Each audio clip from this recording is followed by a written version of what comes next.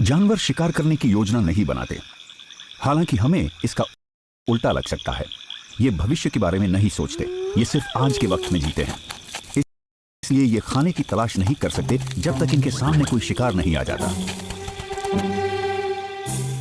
भले ही ये आराम कर रहे हो, लेकिन शेरों का झुंड हमला करने के लिए तब तैयार हो जाता है जब उनके सामने कोई शिकार आता है। पर यह भी सच है कि हर शिकार के पीछे भागने का कोई फायदा भी नहीं। एक मादा गिनी सिर्फ एक छोटा सा निवाला है और उसमें पंखों के अलावा कुछ नहीं मिलेगा।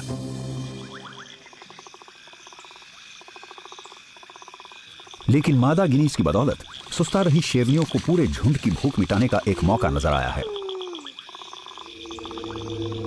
ज़ीब्रास एकदम सही दूरी पर हैं और उन्होंने अब तक अपने आसपास मौजूद खतरे को नहीं देखा है। शेरनियों को भूख लगी है और हवा का रुख भी उनकी ही तरफ है, इसलिए सही वक्त आने से पहले शिकार को उनकी गंध भी नहीं मिलेगी। हालात एकदम ठीक है। ये पहले पर्व की शुरुआत करती हैं, सही शिकार चुनने से। ये सबसे कमजोर जानवर की तलाश करती हैं या किसी घायल जानवर की। शेरनियां एक दूसरे को अपनी जगह लेने का इशारा करने के लिए कोई आवाज नहीं करती, वो अपने अनुभव पर निर्भर करते हुए अपने आप आगे बढ़ती हैं। हर मौका आने पर यह झुंड सही या गलत जगह पर होता है। इस बार ये बड़े इलाके में फैलकर आराम कर रही थी और इनके बीच की दूरी की वजह से ज़ीब्रास पता नहीं लगा पाए कि वो शेरनियों की तरफ बढ़ रहे हैं। शिकार अब पूरी तरह से घिर चुका है, पर पता नहीं ये इनकी किस्मत थी या इसलिए कि ये शिकारी हमेशा ऐसे ही आराम करती हैं। और अगर ऐसा है तो वो इसे कामयाबी समझने लगी हैं, पर उन्होंने इसकी कोई योजना नहीं बनाई थी। अक्सर सबसे ज्यादा अनुभवी शेरनी ही शिकार को चुनती हैं, बाकी शेरनियां उसकी मदद करती हैं, पर कभी कभी सबसे अच्छी जगह पर मौजूद शेरनी हमला करती है।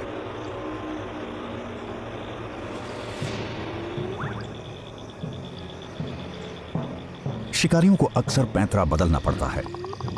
हो सकता है वो किसी एक शिकार को भी न चुन पाएं, क्योंकि ज़ीब्रा की धारियां उन्हें उलझन में डाल देती हैं। शायद ये पूरे झुंड पर हमला करेंगे और उस अफरा तफरी में जो होगा शेरनियां उसके हिसाब से फैसला लेंगी। ये वो शेरनी है जो हमले की शुरुआत करेगी। अब इसे सही पल का इंतजार करना होगा, जब इसका शिकार दूसरी दिशा में देख रहा हो या खाना खाने या खेलने के लिए उसका ध्यान भटक जाए, जिससे उसकी नजर शिकारी पर से हट जाएगी। सिर्फ कुछ सेकंड्स और।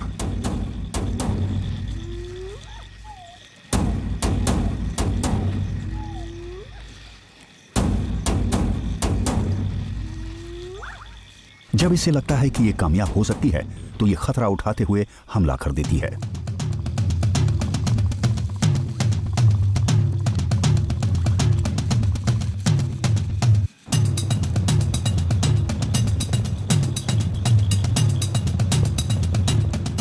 इस बार ज़ीब्रास इससे ज्यादा गलत दिशा में नहीं भाग सकते थे। वो हमलावर से जान बचाकर भागते हैं, लेकिन बाकी शेरनियां ठीक इनके बच निकलने के रास्ते के बीच में है। ज़ीब्रास रास्ते में ही रुक जाते हैं और उनके शिकारी भी। ना शिकार और ना ही शिकारी को पता है कि क्या करें। ये फैसला लेने के लिए एक दूसरे की प्रतिक्रिया का इंतजार करती हैं। वो सभी घबराए हुए हैं, लेकिन ये चौकन्ना रहने के अलावा कुछ और कर भी नहीं सकती। जिंदा बच निकलने में किस्मत का भी बहुत बड़ा हाथ होता है।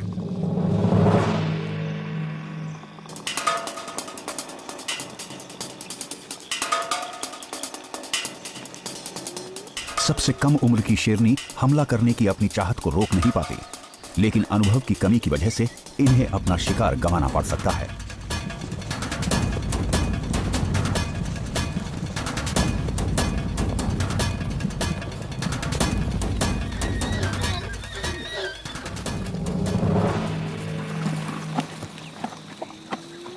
दिन में शिकार करने पर शेरों की कामयाबी की दर सिर्फ 20% है, क्योंकि ऐसे हालात में ऐसा बहुत कुछ हो सकता है जिससे शिकार उनके हाथ से निकल जाए।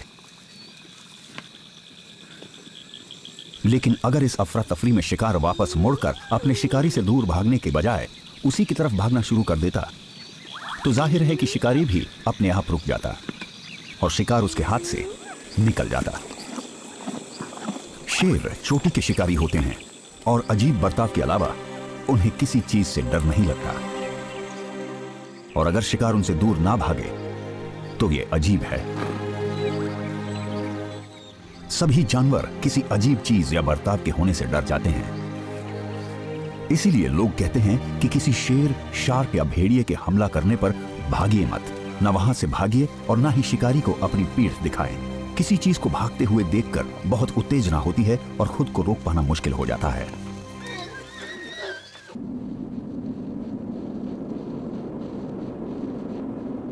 जब किसी भूखे शिकारी की नजर कोई खाने लायक चीज पर आती है तो वो उसे पकड़ने की कोशिश करता है, लेकिन वो हमेशा अपने शिकार का पता लगाने के उन्हीं इंद्रियों का इस्तेमाल नहीं करते। बहुत कुछ वहां के कुदरती माहौल पर भी निर्भर करता है। बर्फीले उत्तर में बहुत ज्यादा दूर तक देख पाना आसान नहीं है।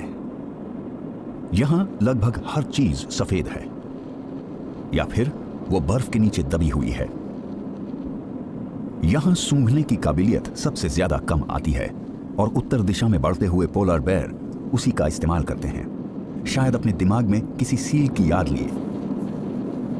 ये शब्दों में तो नहीं सोच सकता, पर इसका दिमाग अलग अलग आवाजों, गंध और आकृतियों को याद रख सकता है। अपनी सूंघने की काबिलियत से इसने पता लगा लिया है कि यहां पास ही लेमिंग्स हैं। ये उनके खोदने की आवाज भी सुन सकता है, पर उन्हें देख बिल्कुल नहीं सकता। जमीन पर वार करके ये उन्हें डराकर भागने पर मजबूर कर देता है और ये अपनी सूंघने की काबिलियत से उनकी जगह का सही पता लगा सकता है।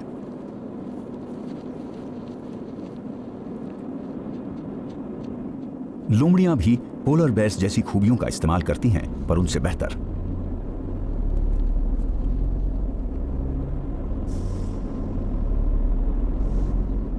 ये सील तो नहीं पकड़ सकती, पर इनकी खूबी है बहुत छोटे जानवरों का शिकार करना।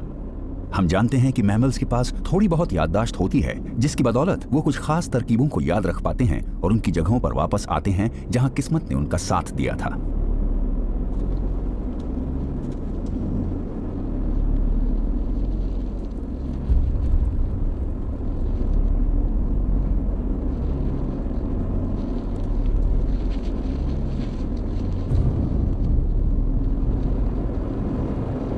ये जानवर तब भी शिकार करता है जब ये भूखा नहीं होता। इसने एक ऐसा काम करना सीख लिया है जो सिर्फ ज्यादा विकसित समझ वाले जीव ही कर सकते हैं। इसने खाना जमा करना सीख लिया है। जब ये भूखी नहीं होती तो लोमड़ियां अपने शिकार किए हुए लेमिंग्स को छिपा देती हैं ताकि जरूरत पड़ने पर उन्हें निकाल सके। ये समझदारी की वो निशानी है जिसकी बदौलत हमें सबसे होनहार जानवरों के सोचने के तरीके को समझने में मदद मिल सकती है।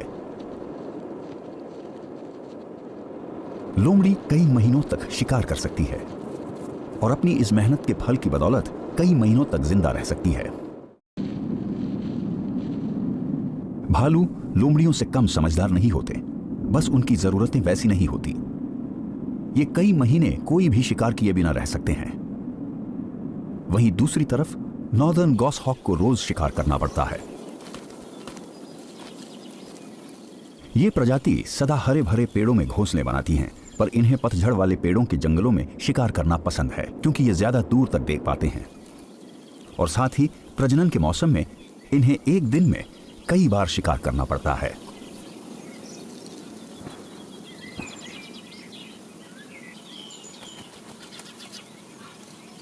बच्चों का चिड़चिड़ापन अपने माता पिता को लगातार खाना ढूंढने के लिए मजबूर कर देता है।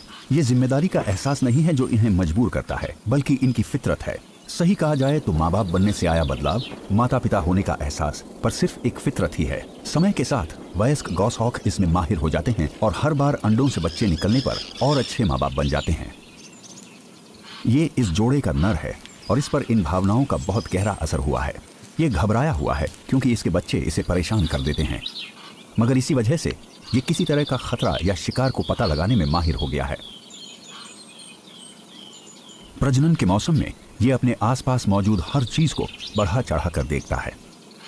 हार्मोन्स में आए बदलाव की वजह से ये सुपर गॉसहॉक बन गया है।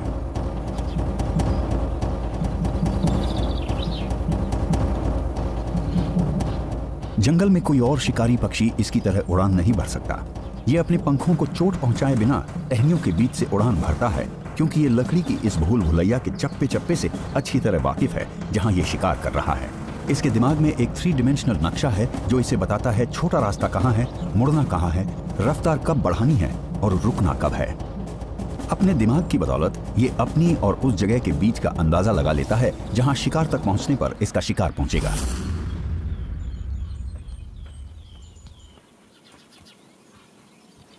गॉसहॉक्स हमेशा तेजी से शिकार करते हैं और उनकी सबसे बड़ी काबिलियत है हमला करते हुए ऐन मौके पर अपनी रफ्तार बढ़ा लेना। जब से इसने अपने साथी के साथ रहना शुरू किया है तभी से इसे अपना शिकार बांटने की आदत पड़ गई है। ये उसे खाने की जितनी ज्यादा चीजें लाकर देता है, मादा इसे उतनी ही बार मिलन करने देती है। तभी से इसने शिकार के पंख नोचना शुरू कर दिया है ताकि मादा को ये सब ना करना पड़े, क्योंकि उसके पास पहले ही अंडे सेकने की बड़ी जिम्मेदारी थी। अब ये ऐसा अपने बच्चों के लिए करता है क्योंकि वो खुद ये सब नहीं कर सकते। शायद ये थोड़ा सा खा भी लेता है, छोटे छोटे से निवाले जो इसे शिकार करते रहने के लिए ताकत देंगे, लेकिन इसके अंदर की भावना इसे इस शिकार को अपने घोंसले पर ले जाकर सबके साथ बांट कर खाने या उसे पूरी तरह से उन्हें देने के लिए मजबूर कर रही है। शायद इस दौरान इसके शरीर में कुछ ऐसा होता है जिससे इसे कम भूख लगती है या कम खाने से ही इसकी भूख मिट जाती है। प्रजनन के मौसम में नर सिर्फ जिंदा रहने के लिए ही खाते हैं। असल में इस दौरान नर का वजन बहुत घट जाता है, पर इसकी अगली पीढ़ी को आगे बढ़ने का अच्छा मौका मिलता है।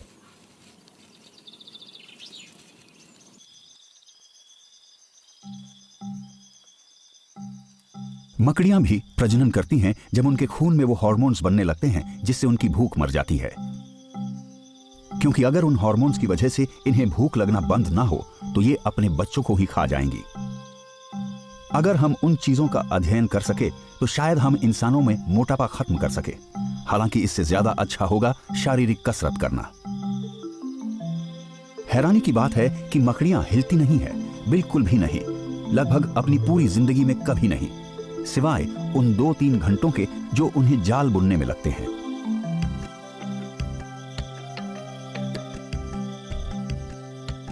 ये मिलन करते हुए भी बहुत कम हरकत करती हैं। हालांकि ऐसा साल में एक बार ही होता है, मगर हाँ, शिकार करते वक्त ये बिजली की रफ्तार से हरकत कर सकती हैं, या यूं कह लो कुछ ही मिली सेकेंड्स में। जाल बनाने में माहिर ये मकड़ियां लगभग हर समय चौकन्ना रहती है, जिसका मतलब होता है कई दिनों या हफ्तों तक बिना हिले रहना, एक ही पोजीशन में, वो भी शरीर के अकड़े बिना।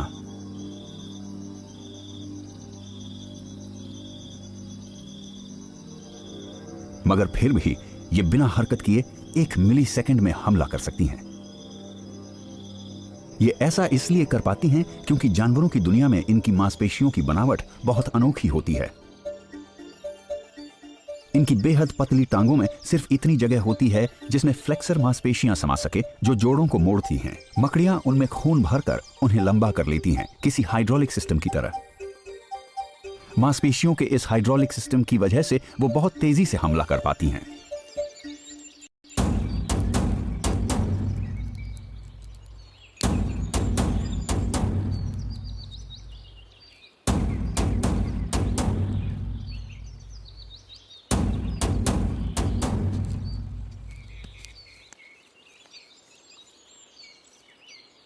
मकड़ी को अपने जाल पर एक जोरदार झटका महसूस हुआ।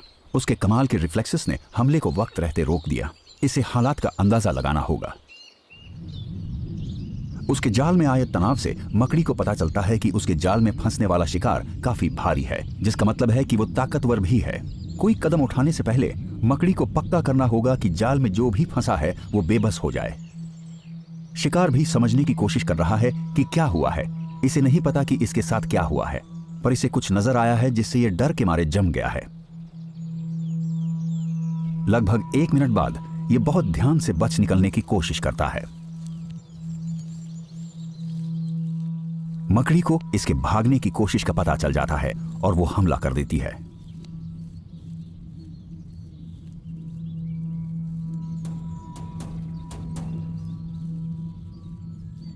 इस तरह की मकड़ियां 3 चरणों में हमला करती हैं। सबसे पहले ये पक्का करती हैं कि ये अपने से ज्यादा ताकतवर शिकार से नहीं उलझेंगी, और इसका पता लगाने के बाद ये शिकार को लपेटना शुरू करती हैं, पर हमेशा सुरक्षित दूरी बनाए रखती हैं ताकि कोई अनहोनी ना हो। ये बहुत बड़ी मात्रा में तरल रेशम बनाती हैं जो हवा के संपर्क में आते ही ठोस हो जाता है। इसे पक्का करना होता है कि इसका शिकार आजाद ना हो जाए, और सबसे ज्यादा जरूरी, बेबस होने के बाद वो अपना बचाव ना कर सके।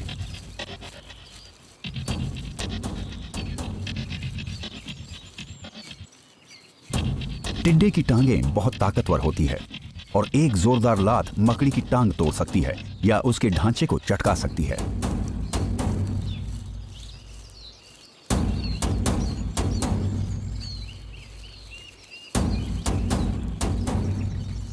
अपने शिकार को लपेटने के बाद मकड़ी तीसरे चरण का काम शुरू करती है। यह अपने शिकार को अपने कलिसराइड से काटती है और उसमें जहर छोड़ देती है। अगर इतना बड़ा शिकार जल्दी मर जाए तो ये मकड़ी के लिए अच्छा होगा।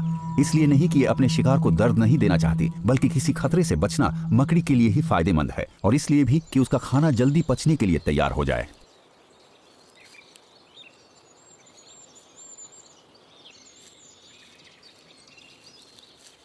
मकड़ियां अपने शिकार के शरीर में जो जहर छोड़ती है वो उनके शरीर को अंदर से गला लेता है। अब सिर्फ कुछ ही वक्त की बात है।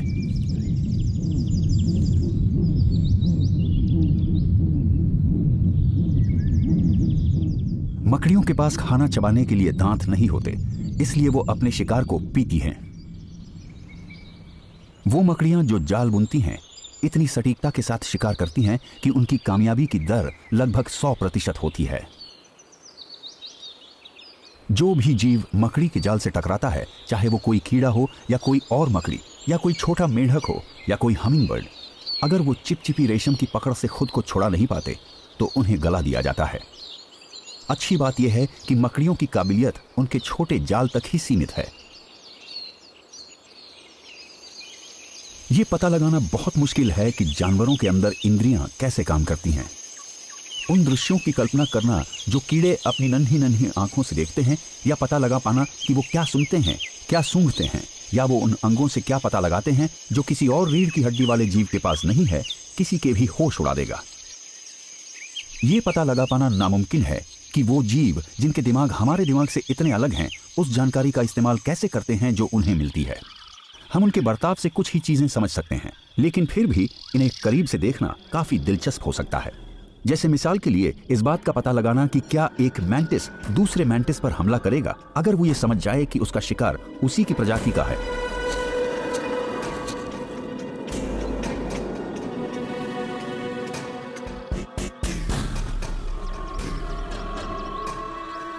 क्या ये विशाल अफ्रीकन स्टिक मैंटिस जानता है कि ये एक नन्हे बॉक्सर मैंटिस को खा रहा है?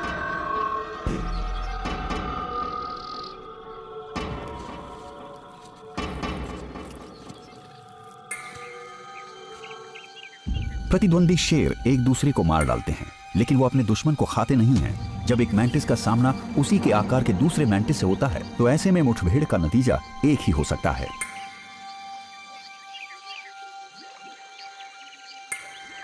इनमें से कोई एक दूसरे को खा जाएगा। अपनी ही प्रजाति वाले को खाना मैंटिस के लिए कोई अजीब बात नहीं है और ना ही शेरों के लिए है, लेकिन एक शेर के दिमाग में यह होता है कि उसे वही चीज खानी है जिसका उसने पहले शिकार किया है, ना कि जिसे इलाके पर कब्जा जमाने के लिए मारा है।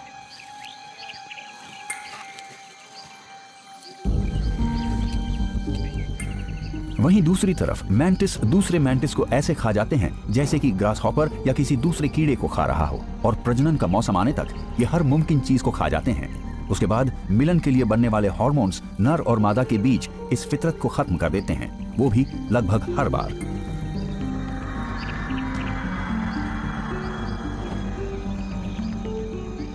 एक चीज जो इन जीवों की जिंदगी पर असर डालती है वो है खुद को छुपाने की काबिलियत। ये नजर ना आकर जिंदा रहते हैं, इसीलिए नकल करने वाले मैंटिस का दिमाग, जैसे ऑर्किड मैंटिस, पौधे की ज्यादा से ज्यादा नकल करने के लिए प्रेरित करता है। इसे गुजरते वक्त को भुलाकर भूख से बर्दाश्त करते हुए ऐसी कोई भी हरकत करने से बचना होगा जिससे इसके शिकार या शिकारी को इसकी मौजूदगी का पता चल जाए। अपने शिकार पर निशाना लगाने के लिए उसे एक नजर देखना है।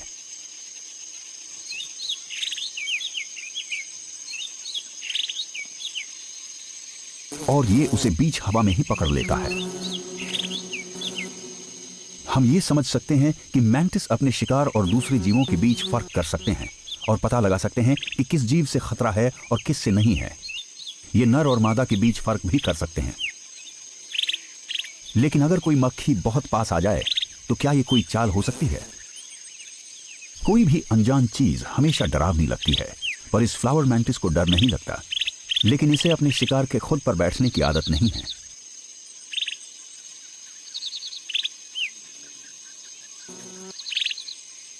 मक्खियों के देखने की काबिलियत काफी हद तक मैंटिस जैसी ही होती है, लेकिन ये मक्खी इस फूल पर अपने शिकारी के बाद आई थी। मक्खी के लिए ये सब कुछ एक फूल ही था, लेकिन अगर मैंटिस ने मक्खी के पास जाने की कोशिश की होती तो फिर नतीजा बिल्कुल ही अलग होता।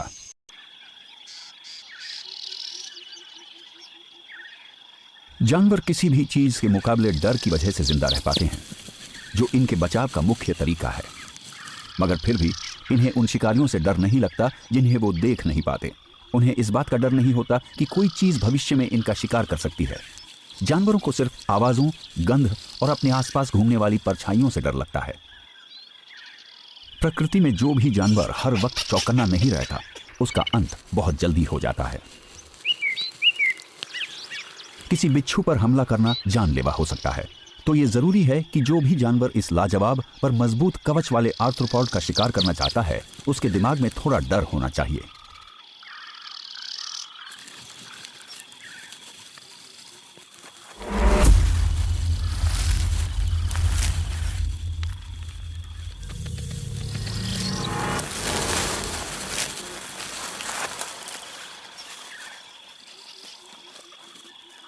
बिच्छू के पास चाबुक जैसी पूंछ होती है जो बहुत तेजी से हमला कर सकती है, और ये रेप्टाइल उन कमजोर हिस्सों की पहचान कर सकता है जहां इसे बिच्छू के हथियारों को नाकाम करने के लिए काटना है। ये बिच्छू किसी बड़े बंदर की जान ले सकता है, तो इस नन्ही इग्वाना के लिए इसे मारने में मुश्किल और खतरा और भी ज्यादा है, मगर फिर भी हालात इस नन्हे शिकारी के काबू में हैं। इसकी समझ और फुर्ती बिच्छू की जहरीली पूंछ से बचने के लिए पूरे तालमेल से काम करते हैं।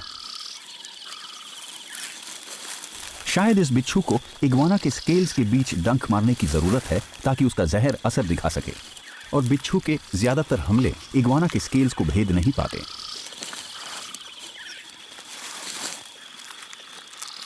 जो भी हो, यह जाहिर है कि शिकारी को बहुत चौकन्ना रहना होगा ताकि उसे डंक ना लग जाए।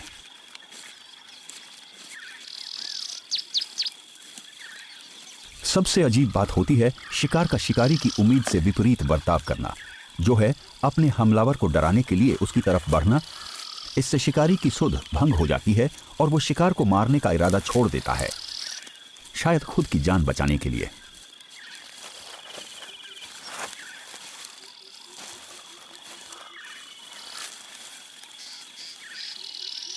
लेकिन इग्वाना ने तब भी बिच्छू पर हमला जारी रखा जब वो सबसे ज्यादा खतरनाक था, और जैसे ही शिकार अपनी पीठ इसकी तरफ करता है, इग्वाना एक बार और कोशिश करती है। इस बार इग्वाना ने बिच्छू को पूरी तरह घायल कर दिया है और अपनी गतिविधियों के बीच तालमेल बैठाने की उसकी क्षमता को गंभीर नुकसान पहुंचाया है। शिकार बुरी तरह घायल हो गया है और मरने ही वाला है। अब इग्वाना की फितरत उसे बताती है कि उसे तब तक इंतजार करना चाहिए जब तक बिच्छू पूरी तरह हिलना बंद नहीं कर देता। इसका दिमाग इसे बता देता है कि कब हमला करना है और कब पीछे हटना है, या कब बिना डरे इंतजार करना है और कब अपने शिकार को खाने के लिए आगे बढ़ना है। जाहिर है रेप्टाइल्स का दिमाग ये भी पता लगा लेता है कि कब उसे अपने शिकार से कोई खतरा नहीं है और वो अगला काम कर सकते हैं, उसे खाना। अगर बिच्छू अब भी अपने डंक से अपना बचाव कर सकता, तो इस हालत में उसके पास इग्वाना की आंख या उसके मुंह में डंक मारने का अच्छा मौका था। पर यह कोई ऐसी चीज नहीं है जिसे इग्वाना ने समझा है, बल्कि यह तो उसकी प्रवृत्ति है जो इसे कई इग्वानास की मौतों के बाद प्रकृति के चयन की प्रक्रिया से मिली है।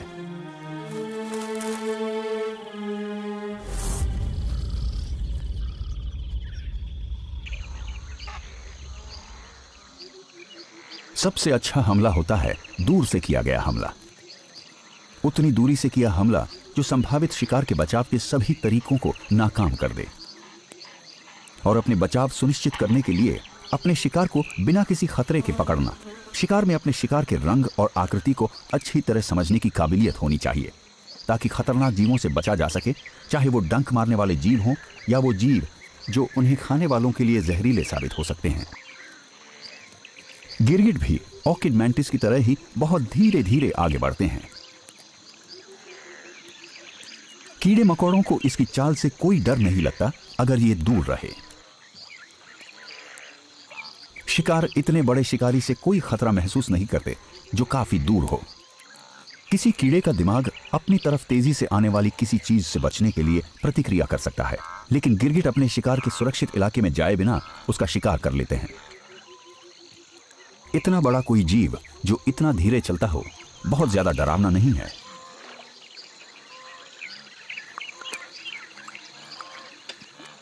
गिरगिट की निशानेबाजी, जिसका प्रदर्शन वो ठीक उस जगह पर अपनी जीभ से निशाना लगाकर करता है जहां उसकी नजरें टिक जाती हैं, और ये हमला इतना सटीक होता है कि ये छोटे कीड़ों को भी पकड़ सकता है जो कि सबसे ज्यादा फुर्तीले कीड़े होते हैं।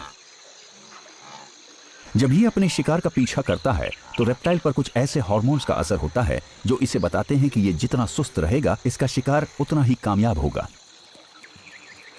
इसका हरा रंग इसे आसपास के माहौल में घुल मिल जाने और किसी खतरे की तरह ना नजर आने में मदद कर सकता है, लेकिन इसके हमलों का असर इसके पास मौजूद दूर तक हमला करने वाले किसी भी और हथियार से ज्यादा होता है, जिसकी वजह से इसे शिकार के पास नहीं जाना पड़ता। सभी जानवरों का अपना सुरक्षित इलाका होता है जो इस बात पर निर्भर करता है कि कौन सा शिकारी उनकी तरफ बढ़ रहा है, और इस गिरगिट के आकार का शिकारी ज्यादा खतरनाक नहीं लगता। मक्खियां गलत अंदाजा लगा सकती हैं। जब वो ज्यादा से ज्यादा किसी शिकारी के झपटने या हमले के लिए खुद को तैयार करती हैं तो गलती कर देती हैं।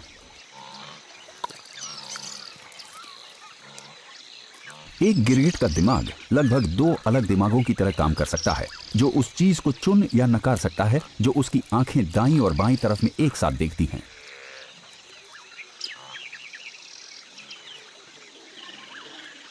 लेकिन जब इन्हें कोई फैसला करना होता है तो इन्हें दोनों आंखों को एक ही वक्त पर एक ही जगह पर केंद्रित करना होता है ताकि वो दूरी का सही अंदाजा लगा सकें और अपनी चिपचिपी जीभ से एकदम सटीक हमला कर सकें।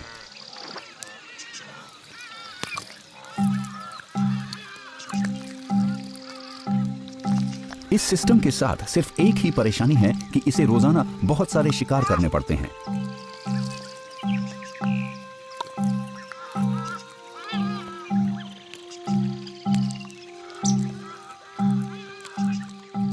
ये दौड़ नहीं सकता, पर इसकी फुर्ती और ताकत इसे होशियारी से आगे बढ़ने की काबिलियत देती है।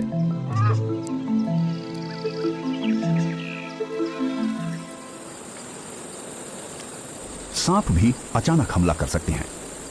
ये बहुत सब्र के साथ तब तक घात लगाकर बैठे रहते हैं जब तक शिकार बहुत पास नहीं आता। गिरगिट से अलग सांप कई दिनों, महीनों या पूरे एक साल तक बिना खाए रह सकते हैं, वो भी बिना बोर हुए। वो किसी भी चीज के बारे में नहीं सोचते, इसलिए इंतजार करने में उन्हें कोई परेशानी नहीं होती। बीता हुआ वक्त इनकी याददाश्त में दर्ज नहीं होता, ये वक्त के गुजरने के साथ ही उसे भूल जाते हैं। बिना हिले रहना ही इनका सबसे अच्छा विकल्प है। एक सांप किसी शिकार का पीछा नहीं कर सकता क्योंकि वो बहुत ज्यादा तेज नहीं चल सकता, और अगर ये बिना हिले अपने शिकार की तरफ बढ़ने की कोशिश करे भी तो ये गलती कर सकता है। ये जल्द ही हिलने को नाकामी से जोड़कर देखने लगता है, और सांप ऐसे ही सब्र रखना सीखता है। सांप सिर्फ एक ही बार तेजी से हरकत कर सकते हैं। अपनी गर्दन को एस के आकार में मोड़कर यह तब हमला करता है जब कोई जीव इसके सामने कुछ सेंटीमीटर की दूरी से गुजरता है। अगर शिकार ज्यादा दूर हो तो सांप को इंतजार करना पड़ता है। रेगिस्तान में छांव और छिपने की कोई जगह न होने की वजह से सूरज इसका वक्त से भी बड़ा दुश्मन बन जाता है। सहारा में किसी सांप को गर्मी से बचने के लिए काफी मुश्किलों का सामना करना पड़ता है। सबसे अच्छा रहता कहीं और चले जाना, और कोई शक नहीं कि इसके रिश्तेदारों की कई प्रजातियां करोड़ों साल पहले ज्यादा नम और ठंडे इलाकों की तरफ चले गए। लेकिन हॉर्न्ड वाइपर यहीं रह गया, और इसने गर्मी से बचने का तरीका निकाल लिया है ताकि ये इतनी गर्म रेत में भून न जाए जिस पर अंडा पकाया जा सकता है।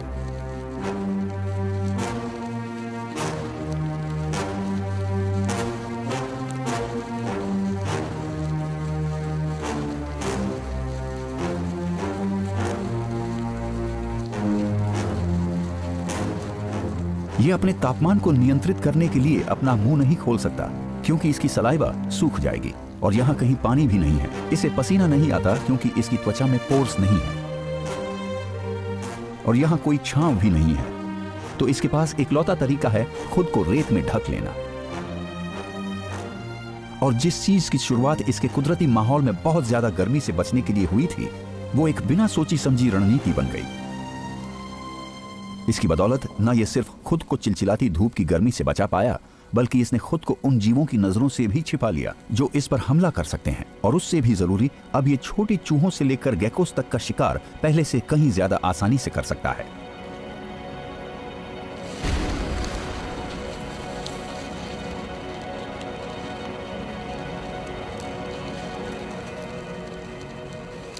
ये खुद को ठंडा रखने के लिए रेत में छुप जाता है, पर यह शिकार की सबसे बढ़िया तकनीक भी है।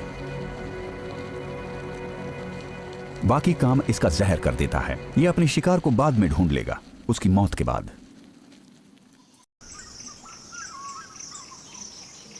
देखा जाए तो सबसे पेचीदा हमला वो होता है जिसमें कई सारे शिकारी शामिल होते हैं, जिन्हें एक ही शिकार को पकड़ने के लिए तालमेल बैठाकर काम करना होता है।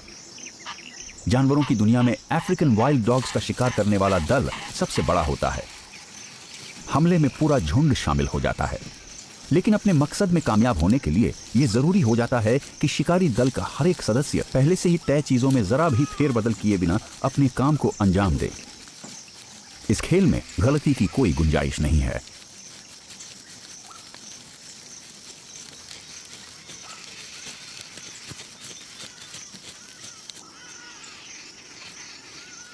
पर यह भी सच है कि जब बहुत सारे सदस्य एक ही काम को करने की कोशिश करते हैं, तो गलती करने की गुंजाइश भी कई गुना बढ़ जाती है। सबसे आम गलती तब होती है जब संभावित शिकार वक्त रहते खुद को बचाने के लिए शिकारियों के झुंड के किसी सदस्य को देख लेता है, जैसे झुंड के सबसे कम उम्र के सदस्य या सबसे अनाड़ी या सबसे भूखे सदस्य को। इनमें से सिर्फ किसी एक सदस्य को नजर आने या कोई आवाज करने की गलती करनी है और 19 सदस्यों का झुंड नाकाम हो जाएगा। और इस बार शिकार के लिए इतने ही डॉग्स आए थे। अक्सर डॉग्स को बिल्लियों या ज्यादातर पक्षियों से ज्यादा समझदार समझा जाता है, लगभग बंदर जितना समझदार। पर एक हद तक हम भी भेदभाव से परे नहीं हैं। हमें डॉग से प्यार है, जो हमारे सबसे पुराने और वफादार दोस्त हैं। मगर हकीकत यह है कि समझदारी को किसी मात्रा में नहीं मापा जाना चाहिए। हमें बेहतरीन होने की नहीं, बल्कि काबिलियत की बात करनी चाहिए। जिंदा बचे रहने के लिए हर प्रजाति को अपने आसपास के माहौल को किसी तरह समझने की काबिलियत चाहिए, जैसे थोड़ी सी याददाश्त या खास तरह की दिमागी बनावट। बेशक अफ्रीकन वाइल्ड डॉग्स, हाइनाज या वुल्व्स के मामले में हम उस समझदारी का पता लगा पाते हैं जिसे हम पहचान सकते हैं। समाज में रहने वाले जानवरों की सुनने समझने की क्षमता का विकास उनके खेल, उनके औहदे और उनके भावनात्मक संबंधों से होता है। लेकिन शिकार नजर आने से पहले योजना बनाने की काबिलियत डॉग्स में भी नहीं पाई गई है। अफ्रीकन वाइल्ड डॉग्स लगभग हमेशा ही एक से दूसरी जगह जाते रहते हैं और ये हमेशा अपने इलाके में घुसपैठ करने वाले झुंडों को बाहर निकालने और खाने लायक किसी शिकार को पकड़ने के लिए हमेशा चौकन्ना रहते हैं। ये लगभग 200 वर्ग किलोमीटर जितने बड़े इलाके की निगरानी करते हैं और इनके शिकार करने का तरीका इनके जीने के तरीके से मेल खाता है। वो हमेशा इधर उधर ताक झांक करते रहते हैं। इनका रंग शिकार करते वक्त नजर ना आने में इनकी मदद करता है। इनका तरीका बहुत सीधा सा होता है, जिसे अमल में लाने पर वो शिकार का एक ऐसा तरीका बन जाता है जिससे बच निकलना मुश्किल है। इनके चलने का तरीका बदल जाता है और एक लाइन में चलने के बजाय ये फैल जाते हैं। ये ऐसा इसलिए करते हैं ताकि ये मादा लीडर के पीछे पीछे चलते हुए एक साथ रहे। इलाके की खूबियां, शिकार की प्रतिक्रिया और इनका अनुभव बाकी का काम कर देता है। जिस शिकार का पता लीडर अफ्रीकन वाइल्ड डॉग लगाती है, अगर वो इन्हें देखकर भाग ना जाए तो जल्द ही विंड डॉग्स उसे दाईं और बाईं तरफ से घेर लेंगे और शिकार के पास बचने का कोई मौका नहीं होगा। ये अचानक से और मिलिट्री की तरफ फैलकर हमला करने की तकनीक का मिला जुला रूप है।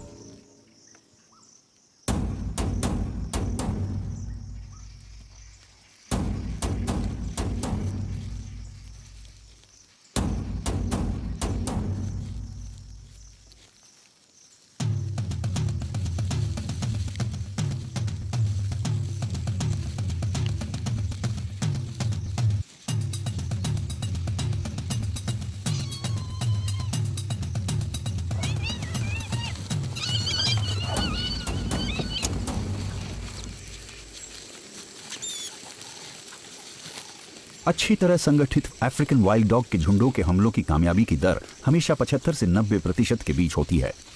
ये भयंकर शिकारी होते हैं जो अपने शिकार को झुंड के किसी सदस्य द्वारा मार दिए जाने से पहले खाना शुरू कर देते हैं। अपने इसी बर्ताव के लिए इन्हें वाइल्ड डॉग्स कहा जाता है। ये बाकी शिकारियों से ज्यादा जालिम लगते हैं, पर असल में ऐसा है नहीं। ये किसी भी और जानवर से ज्यादा जालिम या दयालु नहीं है। कुदरत में बेरहमी की कोई जगह नहीं। ये सिर्फ प्राकृतिक और जंगली बर्ताव का इंसानी नजरिया है। जो भी हो, वाइल्ड डॉग्स जिस तरह से अपने शिकार को खाते हैं, उसकी वजह से बहुत से लोग इनसे बचकर रहते हैं और इनका योजनाबद्ध तरीके से शिकार किया जाता है और कई जगहों पर इन्हें पूरी तरह खत्म कर दिया गया है। असल में ये अफ्रीका के ज्यादातर इलाकों से गायब हो चुके हैं।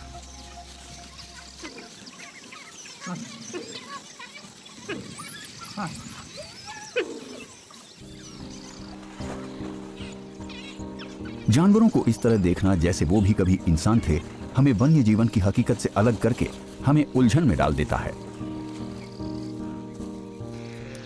कुछ लोगों को लगता है कि वो किसी तेंदुए या किसी हाथी से दोस्ती कर सकते हैं। ऐसे भी लोग हैं जो शेर को पालतू बनाकर रखते हैं। ये एक खतरनाक खेल है जो इसे खेलने वालों के नादानी को दिखाता है। एक शिकारी हमेशा शिकारी ही रहता है। यहां तक कि डॉग्स भी अपनी पुरानी फितरत को अंदर दबाए रखते हैं। लेकिन मांसाहारी जीव अपने शिकार से ज्यादा बुरे नहीं होते, ना ही उनसे बेहतर होते हैं। मांस खाने वाले जानवर बुरे नहीं होते, ना ही अच्छे होते हैं। हर जानवर अपने कुदरती माहौल के लिए बहुत जरूरी होता है। विकास की प्रक्रिया अपना काम करती रहती है, जिसकी वजह से एक नपा-तुला युद्ध जो रोजाना अलग प्रजातियों के बीच लड़ा जाता है।